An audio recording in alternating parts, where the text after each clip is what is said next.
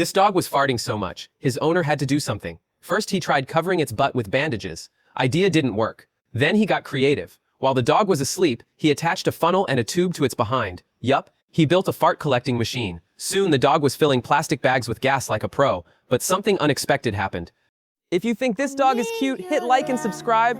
This poor dog is suffering all alone and no one helps him due to disgust. If you are a person with a good heart, leave a sad emoji and hearts in the comments.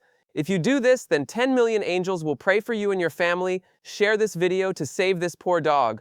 The owner started filling balloons with that gas and selling them on the street. Let's just hope no kid ever blows one up.